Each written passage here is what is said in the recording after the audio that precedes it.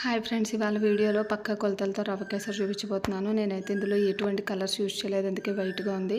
First ఒక మూకిడి తీసుకుని అందులో కొంచెం నెయ్యి వేసుకుని మీ దగ్గర ఉన్న డ్రై ఫ్రూట్స్ ఏమైనా ఉంటే వేయించుకోండి. నా దగ్గర జీడిపప్పు ఒకటి అవైలబుల్గా ఉంది, సో అది ఒకటే వేయించాను.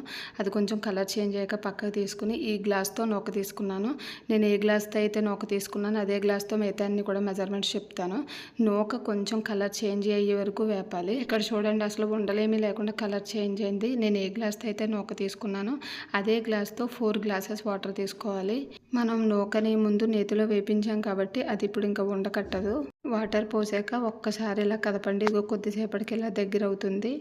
దగ్గర అయ్యాక ఏ గ్లాస్తో అయితే నేను నూక తీసుకున్నాను అదే గ్లాస్తో 1.5 గ్లాస్ షుగర్ వేసుకున్నాను. ఒక గ్లాస్ నూకకి 1.5 గ్లాస్ షుగర్ పర్ఫెక్ట్గా సరిపోతుంది. ఎక్కువ అవ్వదు, తక్కువ అవ్వకుండా పర్ఫెక్ట్గా ఉంటుంది. ఇక్కడ మీకు ఏమైనా కలిస్తే ఫుడ్ కలర్ యాడ్ చేసుకోవచ్చు.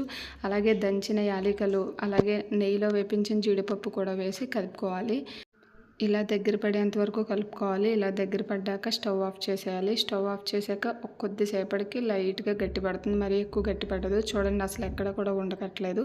మీకు కనుక నచ్చినట్లయితే please like, share and subscribe.